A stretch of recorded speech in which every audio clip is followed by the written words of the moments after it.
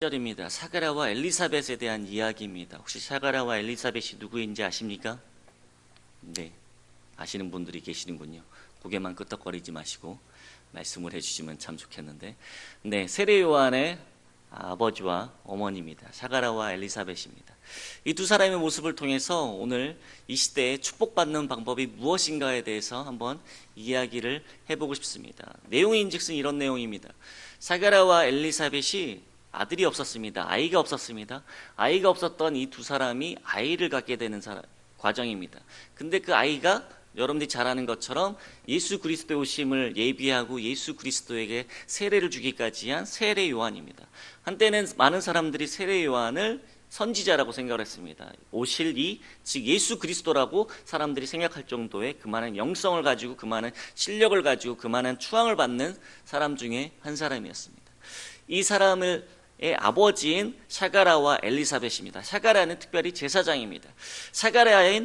제사장인 이 사가랴는 오늘 말씀해 보니까 어떻게 되냐면 제사 중 하나가 오늘 이제 드디어 제사를 드리기 위해서 하나의 순서대로 드리기 위해서 자기의 맡은 직분을 맡기 위해서 제사장 자리로 올라가는 장면이 나옵니다. 그리고 그의 아내가 소개되는 장면입니다.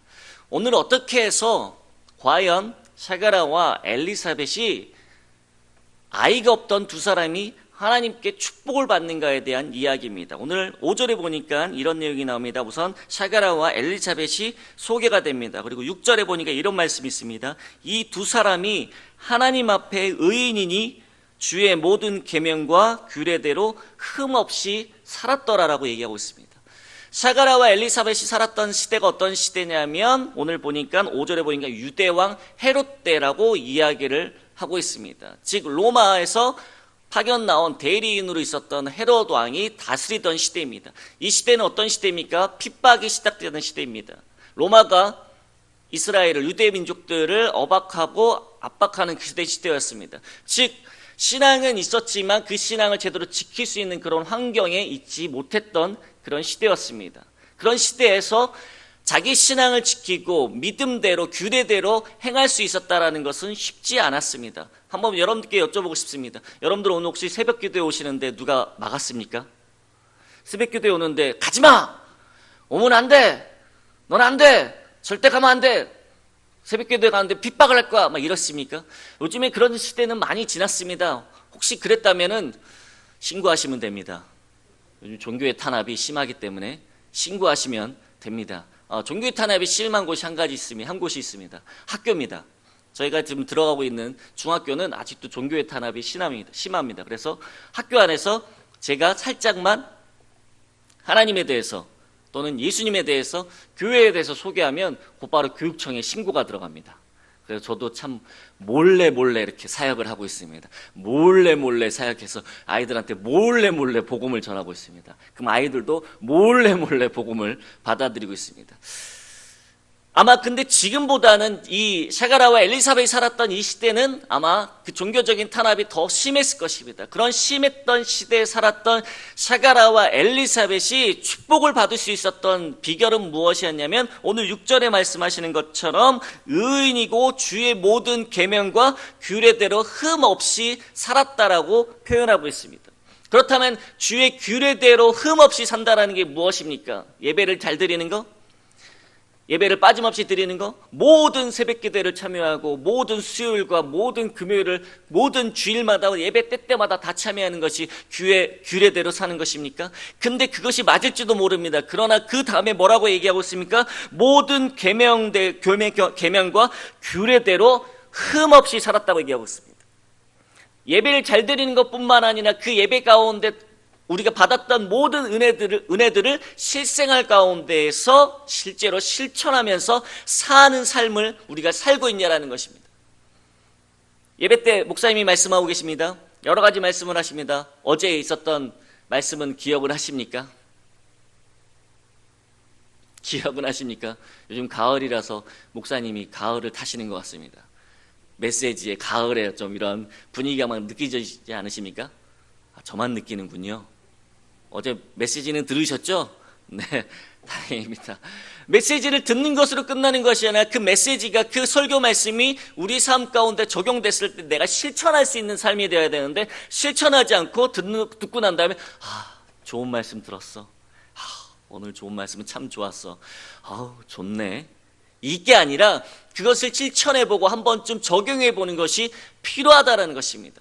요즘 많은 설교가들이, 많은 목사님들이 설교할 때 많은 사람들이, 많은 성도들이 그 메시지를 듣고 그 말씀을 듣고 이렇게 생각을 한다고 합니다. 말씀 좋네. 조 목사님 말씀 좋네. 말 잘해. 얘기 잘해. 이걸로 끝난다고 생각을 합니다. 많은 젊은이들이 또는 많은 성도들이 이렇게 찾습니다. 교회를 선택할 때 메시지 좋은 교회, 말씀 잘하는 교회, 설교 잘하는 교회를, 그 교회를 찾는다고 합니다. 그러나 정말 중요한 것은 무엇이냐면 그 말씀 가운데 그 말씀을 듣고 내 삶이 변해야 되고, 그 말씀을 통하여서 내가 은혜 받고 내 삶이 조금씩 변하는 것이 필요하다라는 것입니다. 근데 우리는 지금 어떻게 하고 있습니까? 예배만 드리고 있고 말씀만 듣고 있습니다.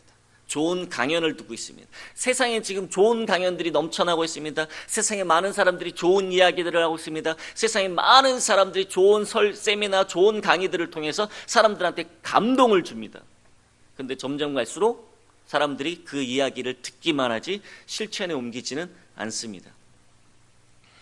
많은 설교가들, 많은 목사님들의 메시지 가운데 조금 특이한 것들을 좀 비교해 보면, 혹시 여러분들 전병훈 목사님이라고 아십니까? 이제 조금 문제가 있으셔서 지금은 어려움 가운데 있으시지만 그 문제가 어떤 문제인지에 대해서는 더 이상 설명하지 않겠습니다. 그러나 그분의 메시지 가운데 한 가지 좀 특이한 것이 있습니다. 그게 뭐냐면, 그분의 메시지를 듣고 많은 청년들이 또는 많은 성도들이 모였던 이유를 어떤 분들이 이렇게 좀 알아봤습니다. 왜 그분의 메시지를 듣고 많은 청년들이 모일까? 왜 그분의 메시지를 듣고 젊은이들이 많이 모일까에 대해서 한번 알아봤습니다. 그랬더니 다른 메시지들하고 다른 설교가들하고 조금 다른 게 한 가지 있었습니다. 그게 뭐냐면, 그 전병 목사님은 설교를 하고 나신 다음에 꼭 끝에 이런 얘기를 합니다. 자, 이제부터 적용입니다. 이 얘기를 합니다. 저도 이제 몇 번 아주 오래전에 전병 목사님 설교를 좀 많이 들어봤는데, 설교를 듣다 보면 끝에 갈수록 꼭 이런 얘기를 합니다. 자, 이제부터 적용입니다 라고 얘기합니다. 그게 뭐냐면 이겁니다. 메시지를 쭉 얘기하고 난 다음에 말씀을 얘기하고 있는데, 그 말씀이 2000년 전에 있었던 얘기, 아주 오래전에 있었던 얘기가 아니라 지금 이 순간에 이 시대에 사는 현대인을 사는 사람들에게 적용이 어떻게 될 것인가, 이 말씀을 여러분들 삶 가운데 이제 어떻게 적용하실 것입니까? 라고 하면서 적용하는 방법을 알려줍니다.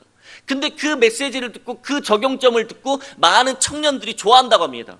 왜냐하면 청년들이 원하는 것이 이것이랍니다. 메시지는 좋습니다. 많은 설교가들이 좋은 이야기는 합니다. 좋은 말씀을 합니다. 좋은 강의는 합니다. 근데 그것으로 끝나는 것이 아니라 그 이야기를 듣고 어떻게 적용을 해야 되느냐, 말씀 가운데 어떻게 적용을 해야 되느냐, 그 말씀을 듣고 내가 생활 가운데 어떻게 지키면서 살아야 되느냐에 대해서 모르는데, 그 말씀은, 전병호 목사님의 메시지는 들으면 적용점을 꼭 알려준다고 합니다. 여러분들 오늘 이렇게 이 말씀을 들었습니까? 이제부터 가서 오늘 하루 동안 이렇게 사세요 라고 얘기를 한다고 합니다.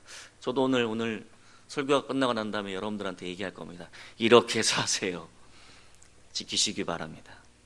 근데 많은 사람들이 메시지를 듣기만 하고 좋은 이야기 들었다, 좋은 말씀 들었다라고 끝나버리는 경우가 참 많다라는 것입니다. 근데 오늘 보니까 사가라와 엘리사벳이 세례 요한이라는 아들을 낳는 그 축복을 받는 과정에서 보니까 그들은 모든 계명과 규례대로 흠없이 행하였다라고 얘기하고 있습니다. 그랬을 때 그 앞에 뭐라고 얘기하고 있습니까? 그들은 의인이니, 그들은 규례대로 흠없이 행하였다라고 얘기하고 있습니다. 많은 사람들이 착하게 삽니다. 많은 사람들이 바르게 산다라고 얘기합니다. 많은 사람들이 의인처럼 바르게 살려고 노력을 합니다. 애쓰면서 삽니다. 그러나 하나님 앞에서 보기에 흠없이 살았다라는 칭찬을 받고 있습니다. 여러분들은 흠없이 살고 계십니까? 죄송합니다. 저도 흠이 많습니다. 어제 애들한테 승질 많이 냈습니다. 죄송합니다. 오늘은 또 승질을 냈습니다. 무슨 승질을 냈냐면, 제가 집이 일산이기 때문에 새벽 기도에 와서 인도를 한다는 게 너무 어려워서 어젯밤에 그 모든 예배 일정이 끝나고 교회에서 자려고 했습니다. 교회에서 자려고 이렇게 빈둥거리고 있는데 때마침 교회 학생 중에 영식이라고 이 부모님이 지방을 가셨더라고요. 집이 비었다는 소식을 듣고 알겠다. 너희 집에서 오늘 내가 거하여야 되겠다. 그래가지고 영식이가 싫다는 것도 제가 끝까지 붙잡고 걔네 집에 가서 잤습니다. 근데 저 혼자 자긴 좀 그래서 저의 보디가드인 요섭이하고 같이 잤습니다. 근데 아니나 다를까 영식이하고 요섭이는 신났습니다. 게임하고 놀 수 있다라는 생각에 얘네가 신나가지고 저는 얘네들이 시끄러운 거를 저는 한 1시쯤 잔 것 같아요. 1시쯤 자고 얘네는 게임을 하기 시작해서 요섭이는 밤샜습니다. 제가 일어나는 4시까지 게임을 하고 있더라고요. 와, 정말 대단한 애입니다. 거기에 영식이는 도저히 못 견뎌가지고 이렇게 자고 있더라고요. 정말 그 모습을 보니까 제가 새벽에 딱 일어나자마자 4시 딱 일어나자마자 요섭이한테 굿모닝 해야 되는데 잘 잤니? 이래야 되는데 죄송합니다. 욕을 했습니다. 너 이 자식 대단한 놈이구나 하면서 이 한마디 해줬습니다. 대단합니다. 어떻게 밤을 새는지 요즘 애들 정말 참 대단합니다. 저도 목사지만 좋게 이야기할 수 없는 부분도 많이 있습니다. 흠이 많습니다. 제가 보기에도 그렇게 많은 것을 지키면서 산다라고 할 수 없을 만큼 흠이 많은 존재입니다. 그러나 오늘 보니까 사가라와 엘리사벳이 하나님 앞에 의인이라는 칭송을 듣고 칭찬을 받을 수 있다는 것은 무엇이냐면 그가 모든 규례와 모든 것들을 다 지키면서 살았다라는 것입니다. 그러나 그렇게 살기가 쉽습니까? 그렇게 살아가는 게 쉽습니까? 말씀처럼 그렇게 살기가 쉽습니까? 형제가 잘못을 하면 몇 번만 용서하면 된다고요? 대답하세요. 몇 번만 용서하면 된다고요? 7번인데 뭐라고 얘기하죠, 예수님은? 그렇죠. 총 곱하면 490번을 용서하랍니다. 이것을 여러분들이 지킬 수 있으십니까? 생각을 해보십시오. 나가는데 매일마다 여러분들 집 앞에 어떤 사람이 쓰레기를 던져놓고 갑니다. 매일마다 쓰레기를 던져놓고 갑니다. 그것도 매일매일. 1년이면 며칠입니까? 365일이죠. 1년도 지나서 490일 동안 계속 그렇게 한다고 생각해 보십시오. 여러분들은 참을 수 있으시겠습니까? 아마 한 이틀이나 3일 되면 곧바로 경찰에 신고하겠죠. 아니면 여러분들도 복수를 하겠죠. 쓰레기를 갖다가 다시 남의 집 앞에 갖다 놓기. 우리가 그 말씀대로 살아가기가 정말 힘듭니다. 그 말씀대로 행하기가 정말 힘듭니다. 어렵습니다. 예수님께서 말씀하신 것을 따라 행하는 게 쉽지 않습니다. 어렵습니다. 대단히 어렵습니다. 그러나 예수님께서 그 말씀 가운데 주신 이유는 이것입니다. 여러분들이 그 말씀을 지켜야 됩니다. 그 말씀대로 행해야 됩니다. 그러나 할 수 없다라는 것을 아마 예수님께서도 더 잘 아실 것입니다. 그러나 우리의 노력은 무엇이냐면 그 말씀을 지키려고 애쓰는 삶이 되어야 된다는 것입니다. 왜? 우리는 크리스찬이기 때문입니다. 우리는 예수 그리스도를 믿는 사람들이기 때문입니다. 우리가 예수 그리스도를 믿지 않는다면 행하지 않아도 됩니다. 그냥 교회 와서 좋은 말씀 들었다, 좋은 메시지 들었다, 좋은 설교 들었다로 끝나면 됩니다. 그러나 우리가 그 말씀을 따라 행하고 믿고 그대로 적용하려는 노력이 있다는 것은 무엇이냐면 우리가 크리스찬이라는 것입니다. 여러분들은 크리스찬이십니까? 그렇죠. 이 새벽에 크리스찬들이 왔죠. 설마 불교인이 오진 않았겠죠. 불교인이 와가지고 이 새벽부터 예배를 어떻게 드리냐 구경하러 온 사람들은 없겠죠. 여러분들 보십시오. 다른 사람들은 단잠에 들어가 있습니다. 지금쯤이면 연휴입니다. 사람들이 놀러 갔습니다. 물론 이제 목사님은 놀러 간 거 아닙니다. 놀러 간 거 아닙니다. 마침 행사에 맞춰서 가신 겁니다. 다들 놀러 가고 쉬려고 하는 이 시간에 여러분들이 이 시간도 지켜서 나왔습니다. 왜 나오셨습니까? 물론 여러분들의 기도 제목이 있을 것입니다. 이런 문제가 있고 이런 문제가 있어서 기도 제목이 있어서 나왔을 것입니다. 그러나 가장 그 기본에는 무엇이 있습니까? 여러분들이 크리스찬이라는 것입니다. 여러분들이 기독교인이라는 것입니다. 여러분들이 예수 그리스도를 믿는 사람들이라는 것입니다. 그렇기 때문에 이 자리에 나왔습니다. 예수 그리스도를 믿는 사람들이 이 자리에 나와서 기도한다는 것은 무엇이냐면 내가 기도했을 때 예수 그리스도께서 하나님께서 내 기도에 응답해 주실 것을 믿는 믿음이 있기 때문에 나왔다라는 사실입니다.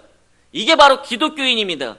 불교인이 그렇게 하지 않습니다. 다른 종교를 가진 사람들이 그렇게 믿고 나와서 기도하지 않습니다. 하나님께서 내 기도에 응답하실 것을 믿기 때문에 내가 하나님의 말씀대로 그대로 행하며 산다라는 것입니다. 오늘 샤가라와 엘리사벳이 그렇게 살았습니다. 그렇게 살았기 때문에 그들은 하나님 앞에 의인이며 하나님 앞에 축복을 받는 삶을 살았다라는 것입니다. 가장 기본적인 것부터 해보십시오. 어제 오후 예배 때 목사님이 설교하셨던 내용이 무엇입니까? 사랑의 DNA 뭐였습니까? 그래요. 무슨 파도 타기 하는 것처럼 대답 안 하셔도 됩니다. 친절이었습니다.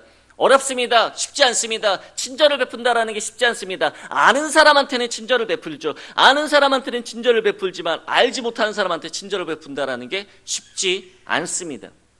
그것부터가 실천일지도 모릅니다. 제가 오늘 말씀 가운데 무엇부터 지켜야 됩니까? 라고 했을 때 저는 여러분들한테 이렇게 얘기하고 싶습니다. 오늘 하루 동안 모르는 그 누군가에게도, 서로 마주치는 그 누군가에게도, 인사를 하는 그 누군가에게도 다 친절을 베푸십시오. 그게 곧 하나님께서 여러분들이 오늘 하루 행하라고 하신 말씀입니다. 그랬을 때 비로소 우리는 그들에게 무엇으로 보이냐면 크리스찬으로 보일 수 있습니다. 예수 그리스도를 믿는 사람으로 보일 수 있습니다. 아, 정말 하나님을 신실하게 잘 믿는 사람이구나. 저 사람은 예배만 드리는 사람이 아니라 말씀대로 행하려고 애쓰고 있구나. 말씀대로 따라가려고 애쓰고 있구나라는 것을 보여줄 수 있다라는 것입니다. 여기에다가 나는 어느 교회 다닙니다라고 명찰을 달고 다니지 않아도, 내가 옆에 성경책을 들고 다니지 않아도, 내가 맨날 매 순간마다 기도하는 삶을 보이고, 내가 맨날 사람들마다 예수 믿으세요, 예수 믿으세요, 예수 믿으세요로 말하지 않아도 내가 많은 사람들 앞에 친절을 베푸고, 내가 말씀대로 따라가려고 하고 말씀대로 행하려고 하고 그것을 지키려고 한다면 많은 사람들이 그 모습을 보고 예수 그리스도를 보게 될 것입니다.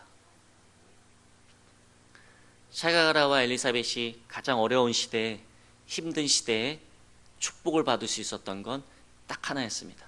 말씀대로 따라 행하려고 노력했다라는 것입니다.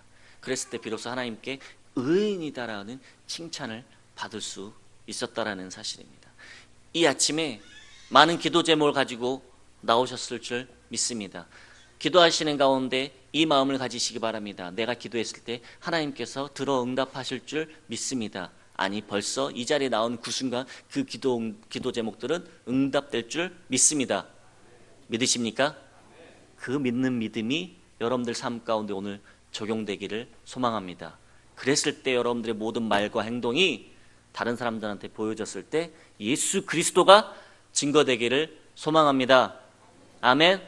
그래서 어려운 시대에 축복을 받았던 샤가라와 엘리사벳처럼 여러분들 모두가 다 그런 축복을 받기를 소망합니다. 공짜로 받는 축복을 기대하지 마십시오. 공짜로 받는 축복을 기대하지 마십시오. 내가 예배만 드리면, 내가 하나님만 믿으면 받을 수 있다는 축복은 기대하지 마십시오. 행함으로, 보여줌으로 받는 축복을 기대하는 여러분들의 삶이 되었으면 좋겠습니다. 아멘. 기도하겠습니다.